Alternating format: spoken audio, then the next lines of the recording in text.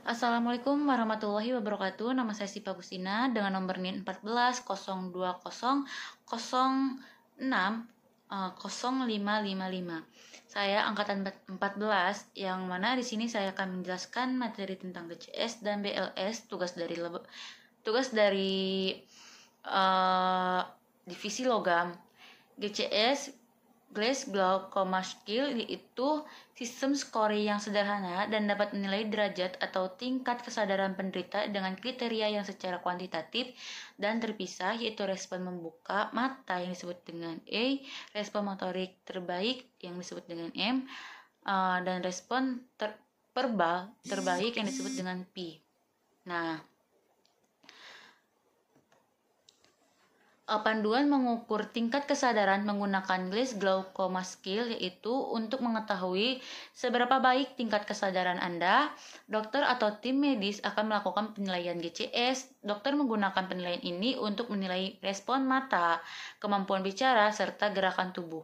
Skor ini menilai GCS didapat dengan sejumlah nilai yang didapatkan dari indikator di bawah ini seperti respon mata. Apabila mata pasien terbuka secara spontan dengan berkedip tanpa tim medis, pemberian rangsangan poin GCS yang didapat adalah 4. Apabila mata pasien terbuka ketika tim medis memberikan rangsangan verbal alias lewat suara atau perintah, maka skor GCS yang didapat adalah 3. Nah, apabila mata pasien terbuka ketika tim medis memberikan rangsangan nyeri, maka poin GCS-nya itu yang didapat adalah 2. Lalu apabila mata pasien tidak membuka sama sekali atau tetap tertutup rapat meski tim medis sudah memberikan perintah dan rangsangan nyeri, maka poin GCS yang didapat adalah 1, yaitu tidak ada respon. Nah, untuk suara, apabila pasien mampu menjawab semua pertanyaan yang ditanyakan oleh tim medis dengan benar, maka poin GCS yang didapat itu 5. Apabila pasien menunjukkan kebingungan tetapi mampu menjawab pertanyaan dengan jelas, maka poin GCS yang didapat itu adalah 4. Nah, apabila pasien mampu diajak berkomunikasi tapi hanya mengeluarkan kata-kata saja, bukan kalimat yang jelas, maka poin GCS yang didapat adalah 3. Apabila pasien hanya menyerang atau mengeluarkan suara rintihan tanpa kata-kata, maka poin GCS yang didapat adalah 2. Apabila pasien tidak mengeluarkan suara sama sekali meski tim medis sudah mengajak berkomunikasi atau merangsang ujung jarinya, maka poin GCS yang didapat adalah 1. Lalu untuk gerakan, apabila pasien mampu menuruti 2 perintah berbeda dari tim medis, maka poin GCS yang didapat adalah 6. Nah, apabila pasien mampu mengangkat tangan ketika diberikan rangsangan nyeri di area tersebut oleh tim medis dan ia juga mampu menunjukkan titik mana yang sakit, maka poin GCS yang didapatkan adalah 5. Apabila pasien mampu menghindari ketika tim medis memberikan rangsangan nyeri namun tidak terarah ke titik nyeri, maka poin GCS yang didapatkan adalah 4. Apabila pasien hanya meliputi siku lengan saat diberi rangsangan nyeri, maka poin GCS yang didapat adalah 3. Dan apabila pasien hanya dapat membuka siku lengan saat diberikan rangsangan nyeri oleh tim medis, maka poin GCS yang didapatkan adalah 2. Apabila pasien tidak ada respon gerakan tubuh sama sekali, meski tim medis sudah memberikan rangsangan atau perintah, maka poin GCS yang didapat adalah 1. Pasien bisa dikatakan memiliki tingkat kesadaran tinggi apabila skor mencapai 15. Sementara seseorang dikatakan memiliki tingkat kesadaran rendah atau dikatakan koma apabila skornya hanya berjumlah 3. Interpretasi GCS pada cedera kepala dan triase. Untuk cedera kepala itu ada tingkat ringan, sedang, dan berat.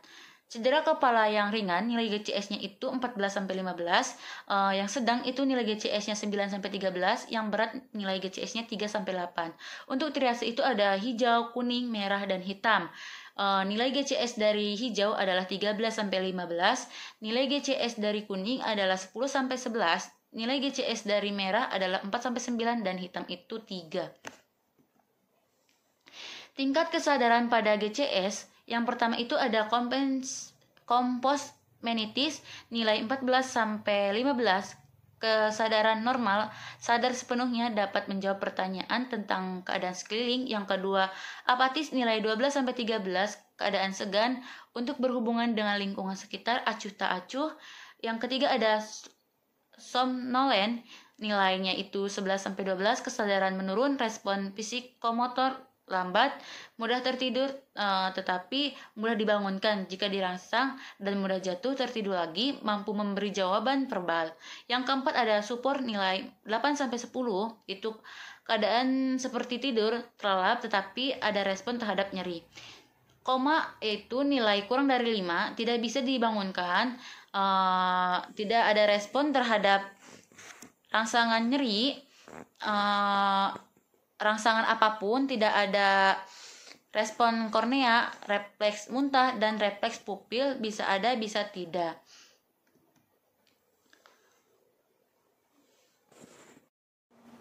Nah, saya juga akan menjelaskan BLS, basis life support, yaitu perawatan kegawat daruratan medis yang diberikan pada korban dengan keadaan atau cedera yang mengancam nyawa sebelum korban mendapatkan perawatan komprehensif di rumah sakit.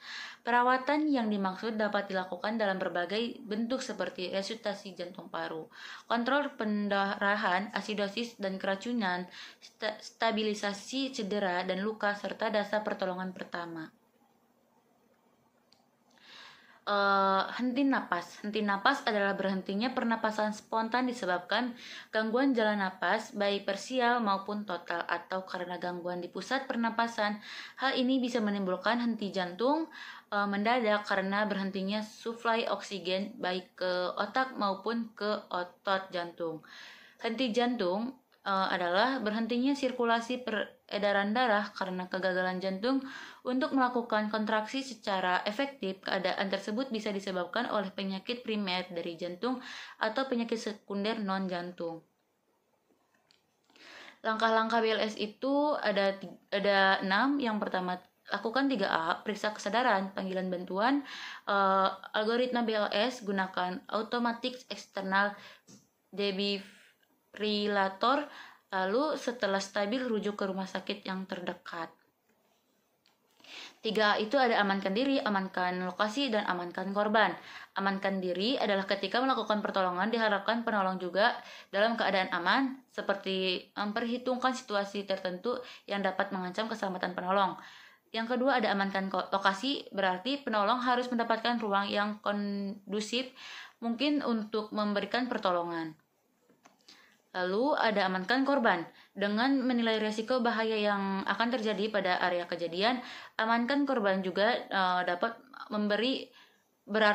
berarti memindahkan korban dari tempat kejadian yang kurang aman ke tempat pertolongan yang lebih aman. Periksa kesadaran itu ada alert, yaitu awas, yang artinya level kesadaran pasien yang masih baik, yakni dapat berinteraksi dengan lingkungan sekitar. Lalu ada voice, respon terhadap suara. Voice artinya pasien memberikan respon ketika dirangsang dengan suara.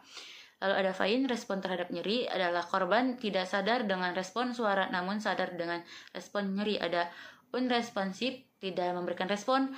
Jika dengan memberikan rangsangan suara dan nyeri korban masih tidak dapat bangun, maka level kesadaran korban adalah unresponsive. Panggil bantuan. Tujuan dari panggil bantuan adalah memberikan pertolongan lebih lanjut hingga diperlukan ambulan untuk membawa korban ke rumah sakit. Seringkali penolong sulit untuk mendapatkan bantuan ambulan. Hal ini dapat dilakukan untuk mengatasi masalah tersebut adalah dengan mentransport korban menggunakan taksi atau mobil pribadi milik orang sekitar. Nah, algoritma BLS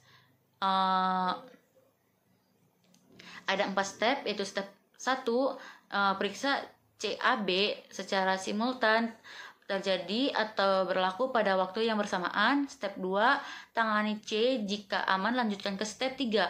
Step 3, tangani A jika aman, lanjut ke step 4. Step 4, tangani B jika sudah aman, lakukan recovery fashion. 3 komponen vital yang harus diperhatikan dalam BLS adalah airway yaitu A, breathing yaitu B, sirkulasi yaitu C. Algoritma BLS dalam memeriksa tidak ada komponen yang diprioritaskan sehingga pemeriksaan ABC dapat dilakukan secara simultan sekaligus. Algoritma BLS itu yang pertama ada airway. Airway merupakan prioritas utama pada critical care karena jika airway tersumbat artinya aliran udara napas tidak ada dan tidak beredarnya oksigen dalam sirkulasi darah sehingga organ-organ vital mengalami penurunan fungsi. Pemeriksaan jalan napas dilakukan untuk memastikan jalan napas bebas dari sumbatan karena benda asing. Penilaian mendeteksi patensi airway dan penilaian cepat adanya obstruksi yaitu trauma maksilofacial, fraktur nasofaring dan orofaring, trauma leher, luka tembus, kerusakan laring, kerusakan trakea, sumbatan jaringan lunak, aleh darah, trauma laring, suara purau, emfisema, subkutan, teraba, fraktur. Lalu pengelolaan melakukan head-teeth chin lift neurolever pada pasien non trauma, cervical injury teknik yang dapat dilakukan untuk membuka jalan nafas pada pasien ini adalah dengan teknik angkat kepala, angkat dagu, head-teeth chin lift. Cara melakukan teknik head-teeth chin lift itu letakkan tangan kiri pada pasien, tekan dahi sedikit mengarah ke depan dengan telapak tangan penolong, letakkan ujung jari tangan lainnya di bawah bagian ujung-ujung rahang pasien, mengendahkan kepala dan tahan atau tekan dahi pasien secara bersamaan sampai kepala pasien dan posisi ekstensi. Yang pengelolaan melakukan Heart maneuver, letakkan kedua siku penolong sejajar dengan posisi pasien, kedua tangan memegang sisi kepala pasien, lalu penolong memegang kedua sisi rahang, kedua tangan penolong menggerakkan rahang ke posisi depan secara perlahan, lalu pertahankan posisi mulut pasien tetap terbuka. Membersihkan airway dari benda asing. Hal selanjutnya adalah melakukan pemeriksaan pada mulut pasien apakah terdapat muntahan atau benda asing lainnya yang menyumbat jalan nafas. Apabila terdapat cairan atau terdengar suara gurgling, maka cairan tersebut harus dihisap dengan kateter penghisap atau kepala pasien dimiringkan agar cairan tersebut dapat mengalir keluar. Lalu teknik log roll. Penolong pertama sebagian pemimpin bertugas memfiksasi leher dengan posisi berlutut berada di sisi kranial pasien. Penolong memegang kedua pundak pasien dengan ibu jari berada di bagian depan dan keempat jari lainnya berada di bagian kepala pundak. Nah, kedua lengan di samping kepala pasien hingga kepala dan leher pasien terfiksasi. Lalu penolong kedua bertugas memfiksasi tubuh bagian atas bagian pasien dengan posisi berlutut berada di samping kanan dan tubuh bagian atas pasien. Kedua lengan penolong dilebarkan dengan tangan kanan memegang lutut kiri dan tangan kiri memegang dagu kiri pasien. Nah, penolongan ketiga petugas memfiksasi tubuh bagian bawah pasien dengan posisi berlutut berada di samping kanan tungkai pasien. Kedua lengan penolong dilebarkan dengan tangan kanan memegang persendian kaki dan persendian kaki kiri dan tangan kiri memegang panggul kiri. Pemimpin pemberian aba-aba untuk bersiap secara bersamaan memiringkan tubuh pasien ke kanan pada satu poros longitudinal. Teknik ini dapat dilakukan pada sisi kanan pasien untuk memiringkan tubuh pasien ke kanan atau sebaliknya. Apabila dengan teknik penghisap cairan dengan kateter penghisap maupun teknik log roll tidak dapat berhasil mengeluarkan cairan dalam mulut pasien akibat cairan berupa lendir yang kental, maka dapat dilakukan teknik lain. Tekniknya yaitu cross finger. Ibu jari diletakkan berlawanan dengan jari telunjuk pada mulut korban. Caranya itu silangkan ibu jari dan telunjuk penolong. Letakkan ibu jari pada gigi seri bawah korban atau pasien dan jari telunjuk pada gigi seri atas. Nah, Lakukan pergerakan seperti menggunting untuk membuka mulut pasien, lalu periksa mulut setelah terbuka apakah ada cairan atau benda asing yang menyumbat jalan nafas. Lalu ada breathing. Memastikan pasien bernapas atau tidak dilakukan dengan 3 cara, itu look, listen, dan feel.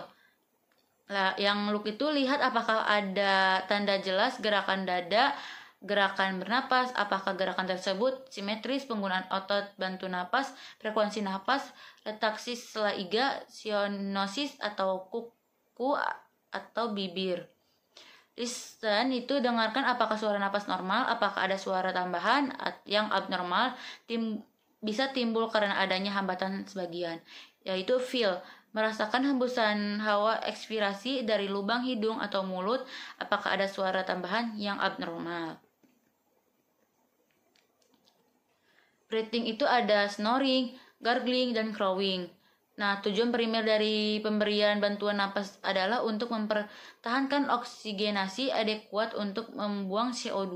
Hal yang perlu diperhatikan saat memberikan napas bantuan antara lain yaitu berikan napas bantuan sesegera mungkin, berikan napas bantuan sesuai dengan kompresi dengan pembandingan 30:2, 2 kali bantuan napas setelah 30 kali konversi dada kasus henti napas yang henti sirkulasi. Bantuan napas dapat dilakukan melalui mulut ke mulut, mulut ke hidung maupun mulut ke stoma. Dan lubang yang dibuat pada tenggorokan atau mulut ke masker. Nah, tanpa alat itu, bantuan napas mulut ke mulut, yaitu teknik ini merupakan cara yang cepat dan mudah. Cara melakukan pertolongannya adalah posisikan diri di samping kanan pasien, mempertahankan posisi head lift chin lift, jepit hidung pasien menggunakan ibu jari dan telunjuk tangan yang melakukan head lift chin lift, buka sedikit mulut pasien, tarik napas panjang dan tempelkan rapat bibir Anda melingkari mulut pasien dengan menggunakan kain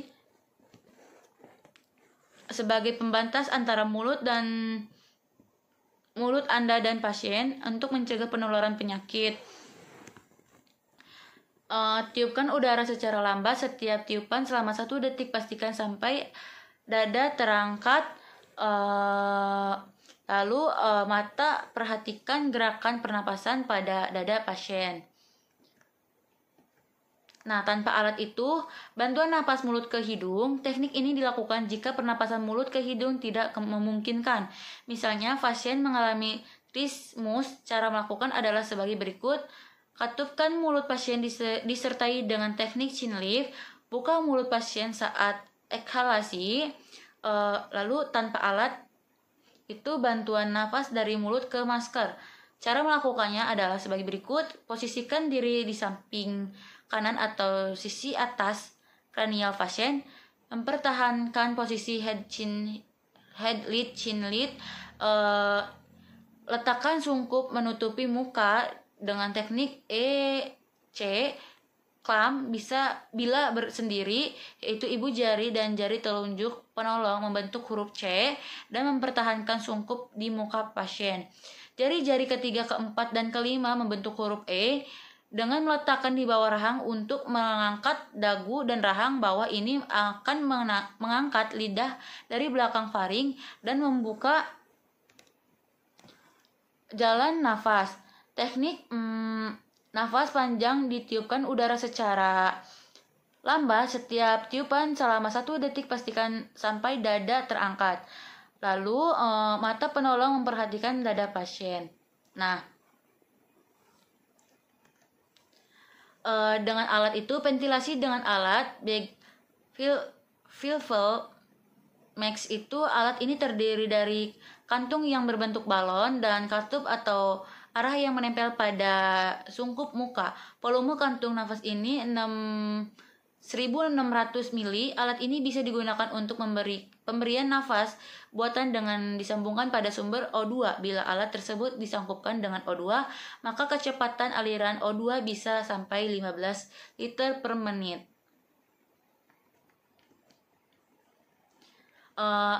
Cara melakukan adalah sebagai berikut. Pilih ukuran masker yang cocok dengan wajah pasien.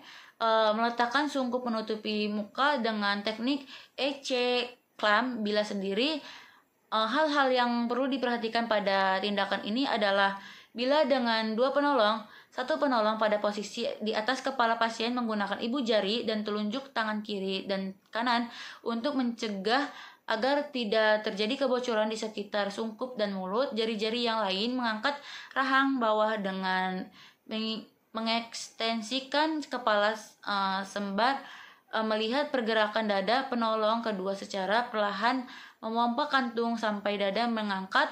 Lalu bila satu penolong dengan ibu jari dan jari telunjuk melingkari pinggir sungkup dan jari-jari lainnya mengangkat rahang bawah, itu EC clamp. Yang tangan yang lain memompa kantung nafas. Dapat juga dengan menghubungkan selang O2 dengan alat Big Flap Max. Itu atur aliran O2 12-15 liter per menit. Kecukupan ventilasi diamati dengan mempertahankan pergerakan dada pasien. Penata laksanaan circulation. Baringkan korban di atas alas yang keras dan datar. Penolong memosisikan tubuh di samping kanan korban. Telusuri kostet hingga menemukan titik tengah prococcygeoid. Letakkan tangan pada dua jari di atas prococcygeoid di tengah sternum. Penata laksanaan sirkulasi. Letakkan kedua tangan di atas prococcygeoid di tengah sternum. Gunakan kedua tangan untuk memberikan kompresi pada korban tanpa menekuk kedua siku. Lakukan 3 kali kompresi dengan ritme yang adekuat dan teratur, kecepatan 100-120 kali per menit. Kompresi dengan kedalaman 11/2 sampai 2 inci 3,4 sampai 3,5 cm pada orang dewasa. Berikan kesempatan pada jantung untuk melakukan full chest ratio. Lakukan 2 kali nafas buatan dalam jeda waktu 10 detik, 1 detik nafas dengan melakukan head lead, chin lead. Hindari ventilasi napas yang berlebihan.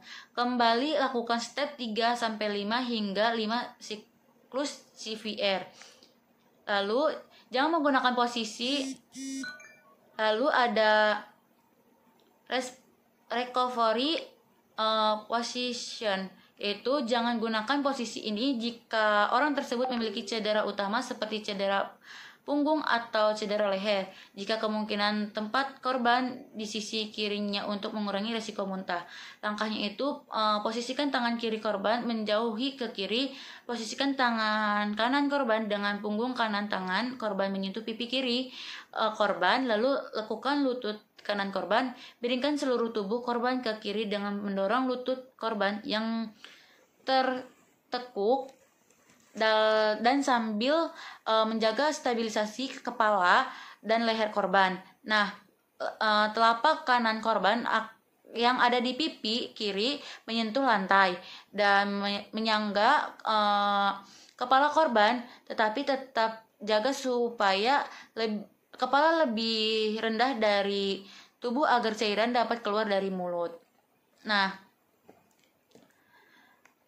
recovery position itu sangat penting untuk memeriksa napas korban terbuka sehingga korban bisa bernapas dan darah atau muntah dari mulut mereka dapat keluar. Mungkin cukup sekian penjelasan dari saya, kurang dan lebihnya mohon maaf. Wassalamualaikum warahmatullahi wabarakatuh.